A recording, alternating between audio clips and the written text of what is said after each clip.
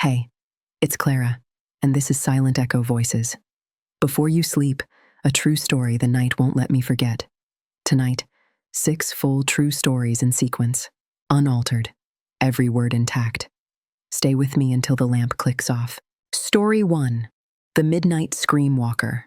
I'm 26 and live in a town home in the far suburbs of a small city. I work closing shifts, usually getting out at 10 or 11 p.m. and spend most of my time at home, staying up late and gaming all night with my buddies. It was sort of the same thing over and over every day. But a couple months ago, I was having a pretty stressful week at work and wasn't in the mood to really hang out with my buddies that night or even hop online with them. But I also couldn't sleep. I stayed up until 2 a.m. being bored and watching YouTube before deciding to take a break and go for a walk. I didn't go for many walks, although every time I did, I always found it to be calming and enjoyable. So, I don't know why I didn't go more often, especially at night when nobody else was out. It felt like I had the whole town to myself, which in this context sounds a bit eerie, but I liked it. Or at least I used to. I grabbed a hoodie and locked up my place, then started walking. I had no plans of how long or far I'd go, but I started out by going the way I typically went, which left the townhomes area and went into the neighborhood with regular houses. None of us living out here had a grate though, so all the houses were older and not so special, and mostly crowded together. Still better than walking around the townhomes though. As I walked, it felt like the whole town was asleep. Every house was dark and quiet, and there weren't any sounds at all. For the first little while, I found it very peaceful, just what I needed to de-stress. But as I continued walking down the street, I realized I hadn't ever turned, like I'd just been walking straight the whole time, which brought me even further to the outskirts. And the street very abruptly turned into a thinner road, leading to much more spread-out houses in a very wooded area. Since none of their houses had lights on except for the occasional porch lights, I couldn't even really see them as they were so well hidden in the trees past the dim lights above the road. It was a much different vibe than where I was just walking, but I was interested enough to keep going. I got maybe half a mile in when suddenly I heard a scream. It was a male voice, and it wasn't a scream like they were calling for help. It sounded more like a scream to get someone's attention. It was hard to say for sure, though, and with no other noises, their voice echoed through the whole forest, almost sounding like it was coming from all directions. I stopped after hearing it and didn't see anything. After 30 seconds of waiting, I continued walking. Didn't know what that was, but I knew I'd never be able to figure it out, so I just didn't bother even trying to. Even aside from the scream I heard, the street I was walking down gave me a slightly uneasy feeling the further I went down it. The street lights felt like they got dimmer and further apart, and the houses that I could see looked a lot older and more deteriorated. They looked neglected and honestly not even lived in. Even the road was getting more disheveled, like no one ever used it anymore. I knew this side of town wasn't in the best shape financially. I mean, even I was broke like everyone else, but I didn't know this section existed. The more I looked at all of it, the more I started to think it really was a fully abandoned neighborhood, which made me really uncomfortable walking around there in the middle of the night. And then I heard that scream again. It was almost the same as the last one, but it sounded closer, and I was almost sure it was from behind me. I stopped and turned around. The streetlights barely lighting up the road I just came from, and the lack of any other sounds made me really unsettled. Every little movement in the dark would make me think it was someone out there. I knew in the moment I was getting paranoid, and I should just leave. I didn't know how far the road continued or where it led to or if it even looped back to my neighborhood. So, I knew it would be best just to go back the way I came from.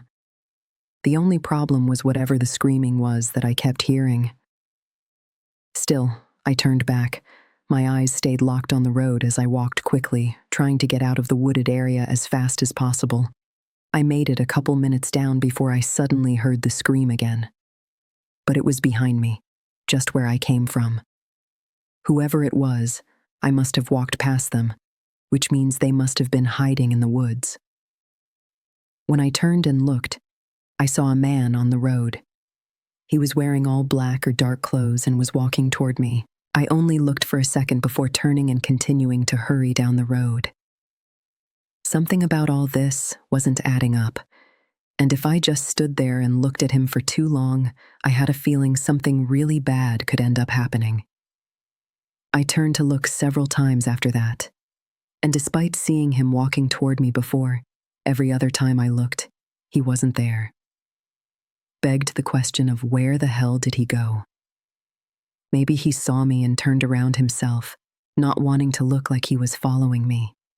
I thought it makes sense considering the sort of creepy area we were in. Whatever was going on, I didn't care to stay and find out. I moved quickly, finally making it out of that strange area and back to where all the homes were. It wasn't all that comforting, though, still feeling the eerie sense of being alone. Or maybe it was the feeling that I wasn't alone. I eventually made it back to my townhouse. I don't know if that walk was the stress reliever I was hoping for, but I was just glad to be away from that creepy area, and whoever was screaming out there. I went to the kitchen and got some water and a snack, then sat at the table for a minute to catch my breath. And that's when I heard a shuffling sound outside the front door, and then a sudden heavy knock. I instantly got up from the table, and as quietly as possible, walked up to the front door. I first put my ear against it to listen, then I looked out. I didn't have my porch light on, so it was basically pitch black, and all I could see was a dark figure standing there. After a few seconds, I thought I could make out that they were for sure wearing dark clothing. And so, I was nearly positive it was the same guy I saw for a moment during my walk. He'd followed me home. I got my phone out and backed away as I called 911, trying not to speak too loud. Honestly, I wanted the guy to stay out there long enough for the cops to make it, and that way, hopefully I'd get some answers, because now I was really starting to question the screams that I'd been hearing out in the woods. The man outside the door knocked 5 or 6 times while I was on the phone before it went quiet, and eventually I went back to the door and looked, and he was gone. When the officers showed up, they asked questions and stuff, but nothing came of it. I mentioned the screams, and although they thought it was strange, they didn't dig any deeper into it. I don't think I slept at all that night, and while that was mostly the end of everything eventful over the course of the next month, I kept waking up to knocks at the front door. Loud, disturbing knocks. But by the time I could get down there and look, nobody was ever there. It's been a while since his last visit, but I still feel a bit paranoid. I don't know what was going on in that wooded area, who was screaming, or what the man wanted. All I can say is I know in my gut that I was close to being part of something really awful that night. Story 2. The Lyft lure in the woods. A couple years ago, I was working as a Lyft driver. Uber as well, but in my town, Lyft was more popular, so that's what I stuck with. Anyway, because of the freedom of the job, I never managed to get myself to follow a schedule. At the time, I was in my mid-20s and sometimes stayed up late hanging out with friends or doing whatever. So it would cause me to stay up late on the days I choose to work and do long shifts overnight. This night started just the same as any other. I started around 11-ish and did a couple of drop-offs before getting another pickup to do. Now, working these late shifts, I couldn't be picky at all with who or what requests I accept. I was usually one of the only drivers working that late, and there were also usually barely any people needing rides. If I were to miss out or not accept a single ride, it would cost me. So I was kind of on autopilot. Every time a request would come through, I'd instantly accept it and start heading there, and only then would I look a bit more into it, like how far they were or where I was dropping them off at. It never made any difference because 99% of the time, it was just to pick up someone from a party, a bar, or an office after working past the train hours. So when this request came in, I did the same as always, accepting it and heading en route to their pickup location. It wasn't until I'd say about 10 minutes into the drive that I realized it was taking me in a different direction than usual, not toward the main town square with all the stores and offices and whatever. So I checked where exactly I was going, and the location was a little unusual. Of course, I was driving, so I couldn't look too into it. but from a few quick glances at the map, it didn't really look like anything was out there. I thought it was definitely strange, but I wasn't going to cancel or anything. I arrived there 15 minutes later. I think it was about 1 or 2 a.m. by this point in my shift, and the place was just what it looked like on the map. Just a very isolated location with literally nothing. No houses, side roads, trails, or paths. I was thinking maybe the guy's car had broken down or something, but even then, I didn't see anything or anyone. I pulled off the side of the road and notified the customer, then waited a while. I never got a response or saw anyone outside, and with a bad feeling starting to build up in me, I decided to cancel it and drive away. Definitely sucked wasting my time like that, but it is what it is. Just part of the job sometimes. I began driving back toward the center of town because I knew that's where I'd most likely get more pickups from. But just 5 minutes after starting to drive back, I got another order. It was from almost the exact same place I was just at, but maybe a mile further down the road. Despite this seeming really suspicious, it actually wasn't at all to me. This happened every once in a while where the location was just off, or there was a mistake, and so after I'd decline it, the customer would reorder it right away. And usually the location would fix itself, and everything would go smoothly the second time around. I didn't know why the customer didn't just reply to my messages, but whatever. I accepted it. Actually glad this whole drive wasn't going to be a waste of time now, and turned around to go back. I passed the previous spot and went a mile further. Again, the whole road was empty and had nothing but sparse forested land on either side. However, this time when I got to the new location, there was a man standing there on the side of the road. He wore regular jeans and a gray hoodie and had a backpack or duffel bag slung on his shoulders. As I parked in front of him, I looked behind him and saw nothing that he could have come from. No houses or anything. I wasn't sure how he could have gotten here or what he was doing out here. He opened the door and got in. The drop-off spot he had marked on the map was only 5 minutes down the road. I hoped it was at somewhere that made more sense, but from the look of things, it was in just as barren a place as I picked him up from. As I drove, the man stayed quiet in the back seat, but he was looking at me a lot. Every time I'd glance in the mirror, his eyes were already on me. I felt an unsettling tension, and with how odd the situation already was beforehand, I started to overthink everything. Like, why were we out here, where he came from, and what he had in the duffel bag? All things I normally wouldn't care about, or even bother to think about. Few minutes later, I got to the drop-off spot that was marked on the map. It was nearly identical to the place I picked him up at. Nothing was around there at all. The silence after pulling up both of outside and my passenger had just started to give me a really horrible sense. And before I could say anything, the man told me to get out of the car. I looked back at him in fear to confirm what he just said, finding he already had a gun pointed right at me and an uncanny dead look in his eyes as he pointed at the door and repeated himself. I had no choice. I got out and he followed, going up behind me and telling me to walk. He stayed several feet back, far enough to keep me from trying anything, and he led me off the road and into the forest. I tried to say whatever I could. I was truly terrified and fearing for my life. The man stayed quiet, though, not responding or showing any bit of remorse for what he was doing. We walked deeper and deeper in. It started to get more dense with trees and a lot darker. Time didn't feel like it moved at a regular pace during this whole thing. But I think we walked for 10 full minutes, just going straight into the depths of this forest. But he suddenly said to stop. I stopped in place and could feel my time coming to a close. I was moments away from never being seen again, and my adrenaline flooded my body and just decided to take a chance and bolt deeper into the trees. He yelled, "Stop again." But I just kept running. I used the darkness to my advantage, knowing that because he dragged me so deep into the woods, once I was farther away, he'd have trouble seeing me. I knew he was chasing, though, because his voice followed behind me, not fading out.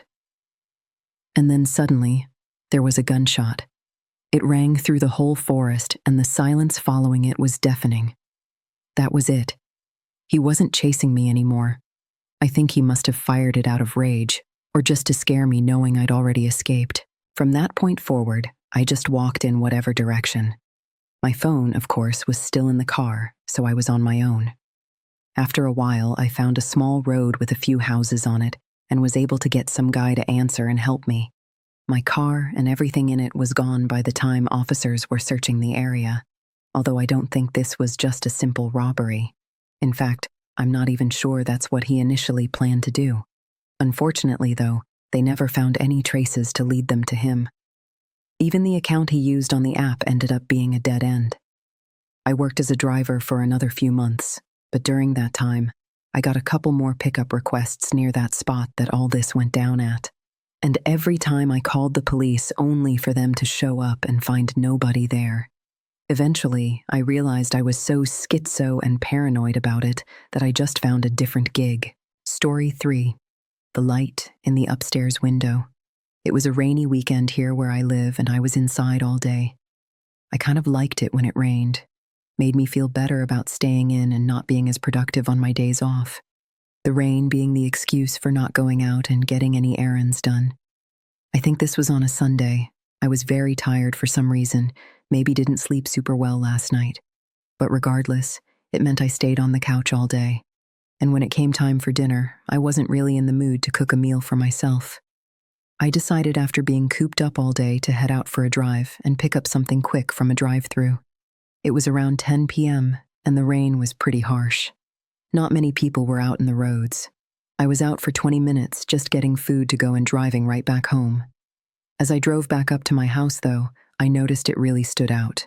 With all the fog and rain, and with every other house on the street having their lights off, it made the single light shining from my upstairs bedroom window in my house really stand out. I thought it was odd because I always turned off all the lights before leaving. In fact, I hadn't even been upstairs all day. But because I was tired and more focused on pulling in and being careful with the rain, I didn't look at it too much.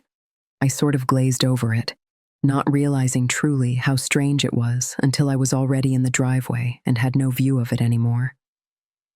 I headed inside and turned on the downstairs lights, then dropped my food off in the living room and felt sluggish as I made my way upstairs to turn off the lights. I went up the steps to the upper hallway, and immediately my eyes opened up a bit wider, and I sort of woke up. Not only was the bedroom light not on, but none of the upstairs lights were on. All the doors were open, so I could clearly see everything was off. After pausing for a second, I walked into the room and looked around. I don't even know what I was looking for. I was kind of just lost, questioning everything. I walked up to the window and looked out at the rainy weather and the dark neighborhood. Maybe my headlights had reflected onto the glass somehow, making it look like there was a light on. I was really regretting and punching myself for not having given it a better look as I was pulling in. Even just a moment of a more direct look at the window would have made me way more confident in what I actually saw. But now, I had no clue. I didn't know how it could be possible that the light was actually on. And then, in the 30 seconds it took for me to park and head upstairs, it turned off on its own. It had to be a reflection or something. I rubbed my eyes and just tried to get myself out of this tired headspace. I went back downstairs and sat on the couch with my food, opening it up and eating while watching my show. I have to say, though, I must have completely let it go over my head because after just 5 minutes, I wasn't even thinking about it anymore. Thought it was just a weird occurrence and moved past it pretty quickly. I ate and kind of passed out while watching TV. I kept waking up, though, like I doze off for a couple minutes, then wake up. And oddly, every time I woke up, it was with a really unsettling feeling, the kind where it felt like eyes were on me, like someone was watching me. Kept having to look around the room and over my shoulders. After a few times, it got so bad that I got up and turned on the lights in the room. As before, it was fairly dark with just the TV lighting up the room. However, this didn't help all that much, because the next time I woke up and got that feeling and looked over my shoulders, my eyes were drawn toward the corner of the room. It was the part that led to the hallway where the stairs were, and none of the light from the living room bled into that area of the house. So, it stuck out as this dark, shadowy corner. It was really creepy and had me still feeling like someone was watching me. So I got up again and turned on the hallway lights. And while I was up, I just decided to get ready for bed. I turned the TV off and cleaned up the food, then started to head upstairs. And I swear, the moment I got to the bottom of the stairwell, a light turned off. I didn't even realize it was on until it suddenly got darker, but it was unmistakably a light from the upstairs room. I felt that sinking gut feeling, but for some reason, I continued walking up. My mind was racing about how this was possible and honestly just not believing it. I got to the top and peered into the now dark room. The eerie sounds of rain ticking against the roof and the moonlight beaming into the window made it incredibly uncomfortable, and that feeling still lingered, that someone was still watching me. I felt a chill as I took a couple steps in and shakily called out, "Hello." I took a few more steps and then flipped the light back on. I looked back, seeing the light falling into the hallway at the top of the stairs, and knowing this was exactly what I saw, there was no mistaking it this time. Just as the whole thing came together in my head, something moved in the corner of my view. It was the bedroom closet door. It cracked open slightly and through the gap, and I was looking back at me. We made eye contact for a split second before they knew they'd been caught and shoved the door open and stepped out. The guy didn't attack me or run at me, though. He was walking up to me trying to explain himself and keep me from running. His smile was disturbing and creepy, and he looked deranged and unkempt, but the way he approached was almost like he knew me somehow. Before he got too close, I ran back downstairs and straight out of the house. Thankfully, I still had my phone on me, so I called the police right away. However, as I was standing out in the rain waiting for them to get there, I saw the man run out of the front door and disappear down the road. When police made it, they did a short investigation and found the back door broken. The handle and the lock looked completely bashed and shattered, but I just never noticed it because I never used the back door. And when I saw him in the room, he didn't look dripping wet. So, he had definitely been inside my house all night while I was downstairs. I couldn't find anything missing. So, why he broke in or what he was doing hiding in my room, I just don't know. The light also really throws me off because there had to be a reason he kept turning it on. Haven't felt safe since then, knowing he's still out there and is capable of randomly breaking into my home and hiding. Hopefully nothing does, but if anything else happens, I'll update you. Story 4. The Coaster and the Killer. This happened many years ago. I've never liked camping. I'm just not built for it.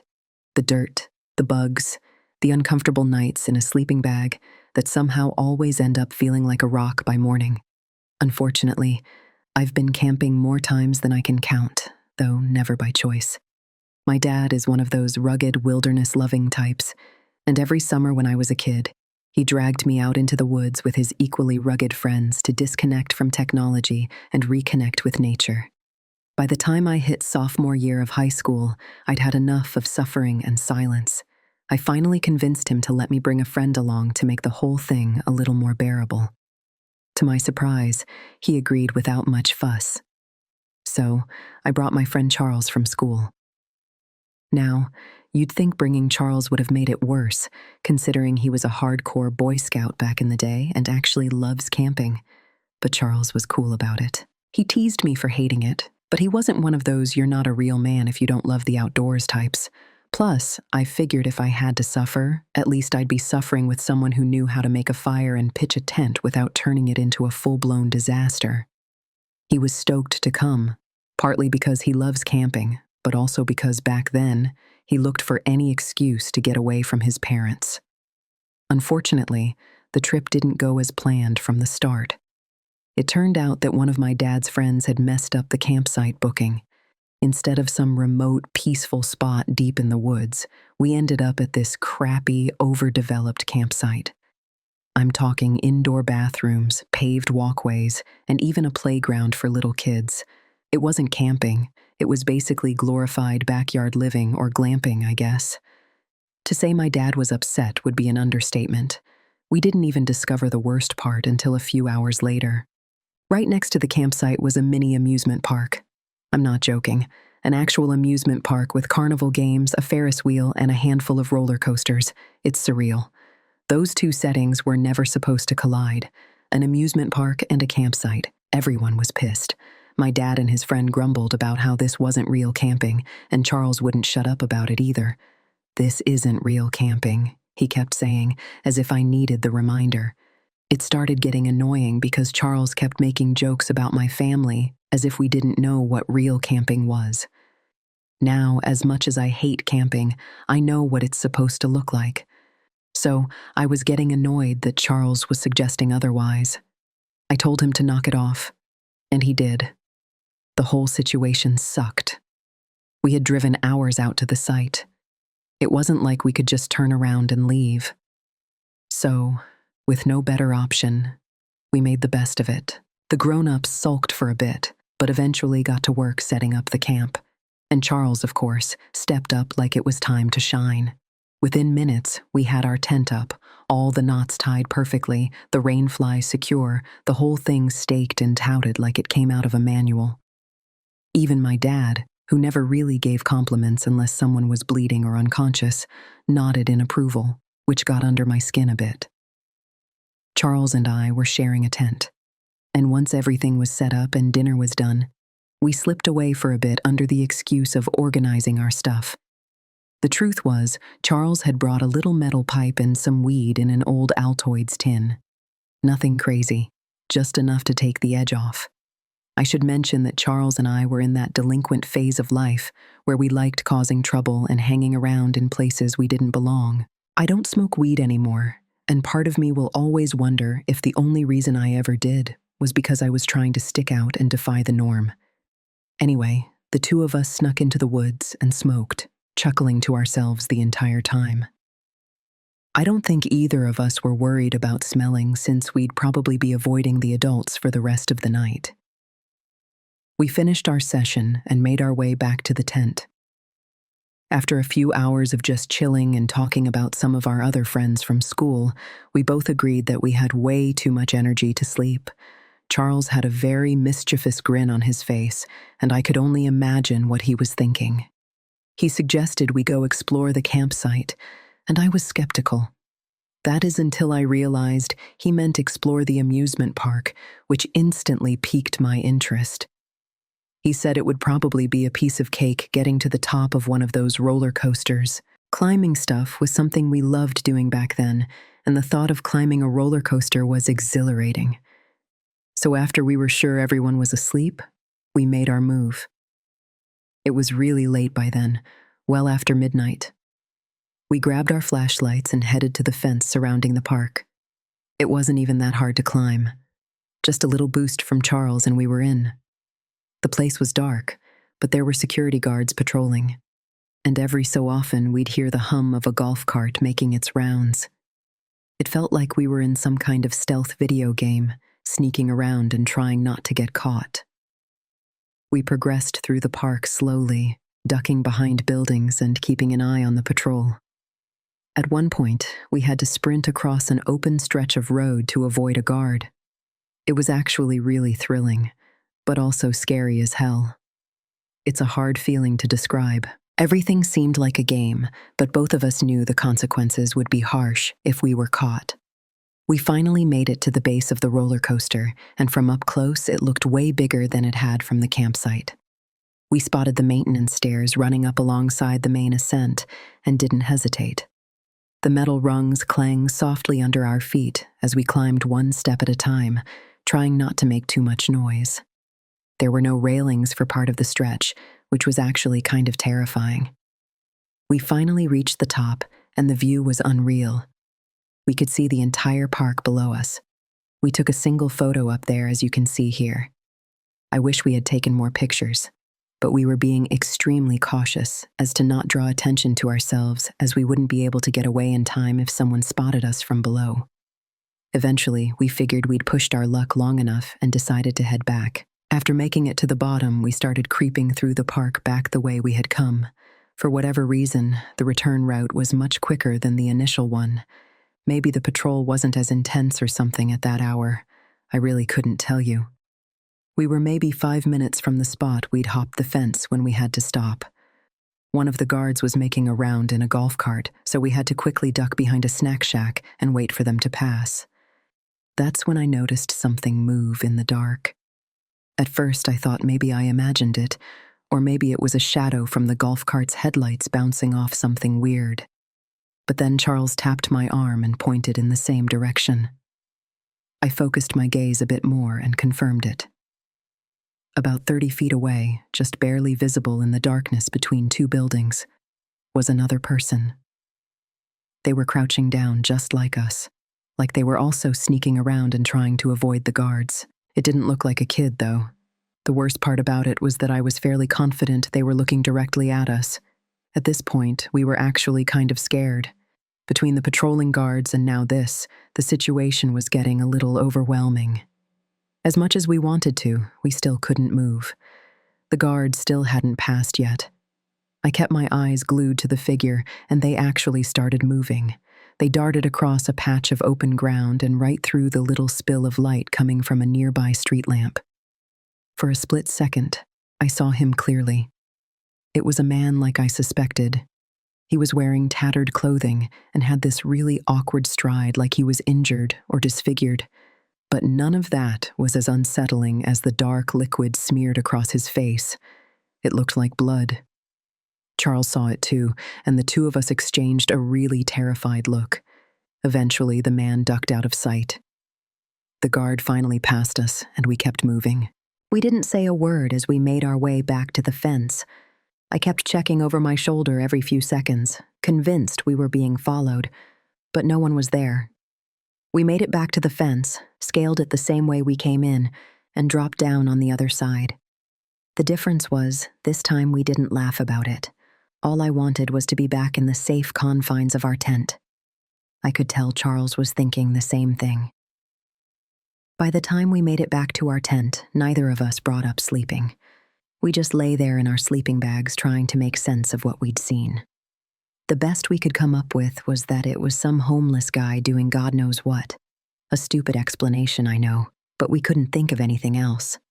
The next morning started off normally. We got up, had a bite to eat, and started packing our gear to go fishing. But around 10 a.m., one of the camp staffers came around to our tent site and gave us an announcement that the whole campsite was supposed to hear.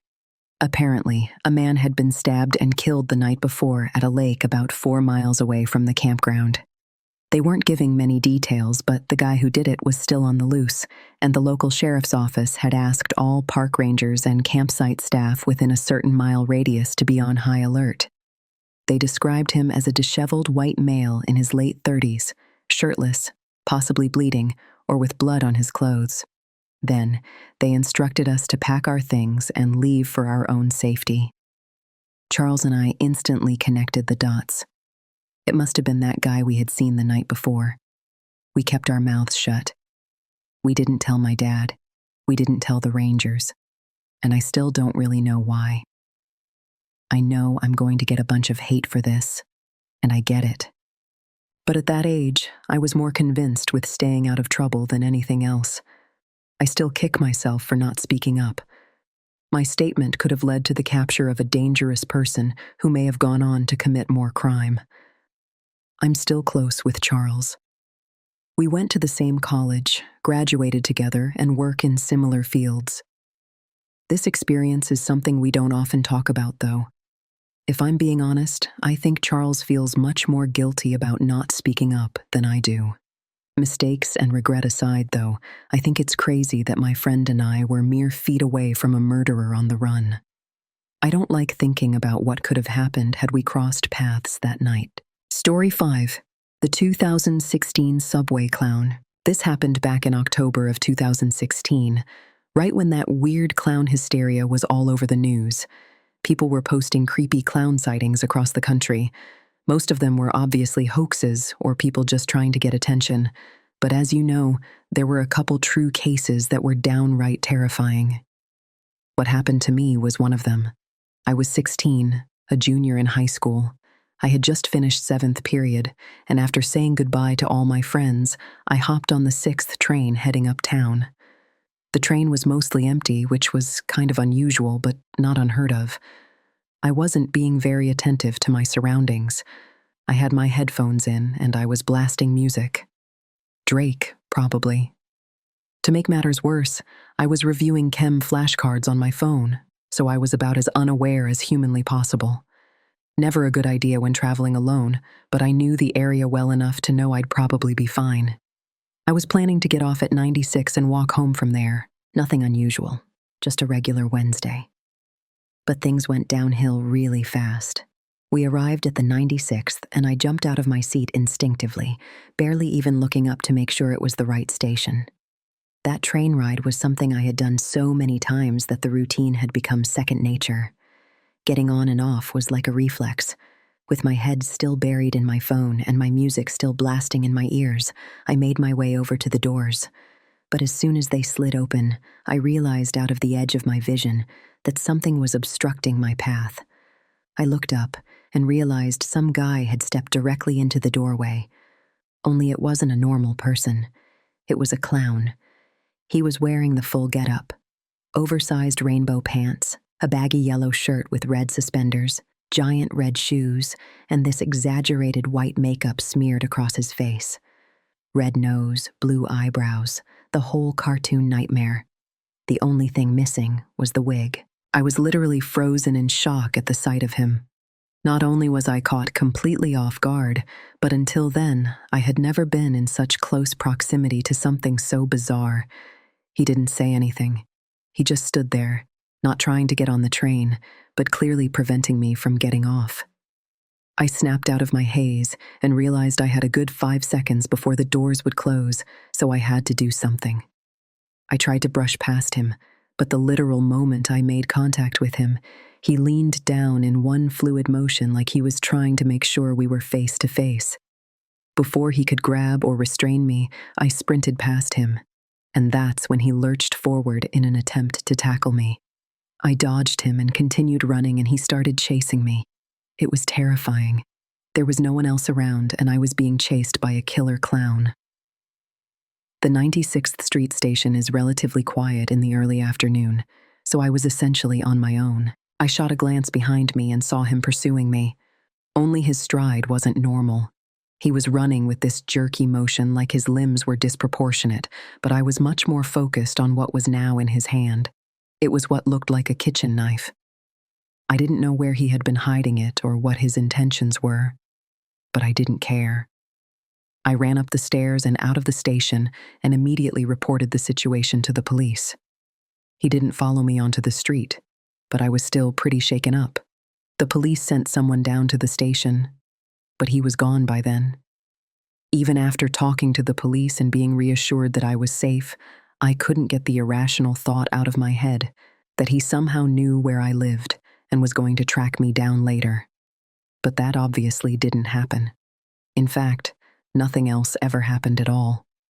I wouldn't be surprised if my story ended up on the news as one of the many strange clown encounters of 2016. Although I can't say for sure. It took me a few weeks to fully get over this experience. Story 6. The pool job that wasn't a pool job. This isn't your typical scary story, but I promise it's worth a listen. I was 2 years out of undergrad when the whole thing started. While I was technically getting an online graduate certificate at the same school I had obtained my bachelor's at, I still had a ton of free time on my hands. During that period of my life, I was jumping around from odd job to odd job, looking for any old gig to fill the hours and help me stack some cash. Let's just say Indeed was my best friend at the time. I honestly found 90% of my leads from that one website alone. I was getting tired of door dashing around the same 6 neighborhoods for minimum wage. So I decided a change of pace was in order. As I was browsing Indeed later that night, I stumbled upon something intriguing. It was a private lifeguarding job at a hotel a few towns over. I know that doesn't sound that abnormal by itself, but there were a couple of strange details in that listing that gave me pause. First of all, the hours were backward, like they weren't normal pool hours. You'd expect a typical hotel pool to open sometime in the morning and close sometime in the evening with maybe a few hours of downtime in the middle of the day, right? Well, this was the opposite. Damn near exactly. They wanted someone to operate and supervise a swimming pool from 5 p.m. to 1 a.m. during the week. It was basically a night shift for a pool. That wasn't the strangest thing, though. The requirements explicitly requested an individual who didn't speak Spanish. Let me repeat that. They specifically wanted someone who didn't speak Spanish. Here was the problem. I've been speaking Spanish since I was a little kid. I'm literally half Mexican. The town the hotel was based in was predominantly populated by Spanish-speaking Americans, too. So that requirement didn't make much sense to me. In fact, nothing about the listing made sense to me. I remember being beyond perplexed when combing through it. There was one thing I was feeling pretty good about, though. $30 an hour, which would probably be something like $50 in today's inflation-adjusted economy. I don't really know if that's true, but the point is, $30 an hour back then was like stubbing your toe on a gold bar. Safe to say, I disregarded all the other nonsense and decided to focus my attention on the compensation. I decided that I just pretend not to know Spanish. What were they going to do? The gig must have been either brand new or in really low demand because I heard back and was actually invited to interview within a few hours. Fast forward to the first day. I pull up to the hotel and everything looks exactly how you'd expect. This pudgy Mexican-looking dude comes out to greet me and the two of us exchange information and have a laugh. He was actually really friendly and pretty funny too, and his amiable demeanor put me at ease a little. But as we were walking into the complex, this other taller guy turned a corner and started staring us down. Off rip, he gave me weird vibes. The look in his eyes seemed to give off some type of unsettling energy that was different from everyone else who was there. He was a real lanky guy, probably 6'2" or 6'3". He had this creepy, mischievous grin on his face as he looked like he was walking around like he was the man. He kind of follows us into the lobby. And when we went into the private pool area, he followed us in there too. It wasn't anything drastic, but I noticed it, and it weirded me out. The pudgy guy started explaining how things worked and what I was going to be doing. He shared some morning time and said the owners were really particular about the hours. I wasn't excited about it and probably would have preferred just heading back to doing DoorDash over doing this, but the pay and the prime location made me pursue it anyway. Then we started getting into the details of the pool and the surrounding area. He explained that the pool was only available for private reservations and that access would be limited outside of those hours. The reservations were different from what I had seen before. Specifically, there was this back entrance that led toward a private hallway and back rooms. He said that sometimes people from these rooms would come into the pool area, and that would happen often during my hours, and that I shouldn't try to speak any Spanish to them, nor should I ask questions. It didn't make sense considering he was speaking Spanish to several co-workers as we walked around the hotel. I was just instructed to do cleanup and keep the pool open and ready while they were around. The entire thing felt like it was a front for something else. The people who were coming and going through that back hallway weren't dressed for swimming.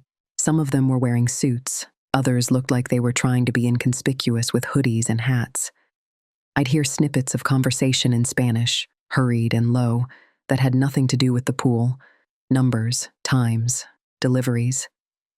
One guy left a duffel bag under a bench, and another person came to pick it up 20 minutes later without ever going near the water. I kept my head down, pretended like I didn't understand, and went about skimming leaves that weren't there, folding towels, checking chlorine levels. The tall guy with the grin would circle back every hour or so, never saying much, just looking. At one point, he asked in English if I spoke Spanish. I lied and said no. He smiled wider and said good, then told me to keep the doors locked from the outside during certain windows even though we were supposedly open. There were no kids, no families, no one actually swam. It went on like that for a few nights. Patterns emerged. The same cars idled in the back lot during the same hours. A woman with a clipboard would come in, check the rooms down the hall, then pass through the pool and out the side exit without acknowledging me. The pudgy manager avoided eye contact whenever the hallway people were around, but he was chatty when they weren't. Once, late, a guy rushed in with his hand wrapped in a towel, bleeding through. He didn't look at me or ask for help. He just went straight down the hall. When he came back out, the towel was gone, and he had a fresh bandage, and he took a long, deliberate look at me before leaving. The next night, the tall guy told me not to bring my phone to work. That's when I decided I wasn't going back. On my last shift, I saw something that sealed it. The clipboard woman wheeled what looked like a housekeeping cart to the side door by the back hallway. There were no linens on it, just stacked boxes under a sheet. 2 men came from the hallway, lifted the sheet and moved the boxes to a second cart, then went out the side exit to the lot. The woman handed the tall guy a small envelope. He counted it in front of her and nodded. None of them looked at the pool. I went home at 1:05 a.m., lay in bed, staring at the ceiling, and decided to quit by text the next day. I wrote that the schedule didn't work for me and thanked them for the opportunity. The pudgy manager replied, "Understood," with a thumbs-up emoji. I never heard from the tall guy again. Maybe it was all nothing. Maybe it was exactly what it looked like. Either way, I stopped checking for night work after that.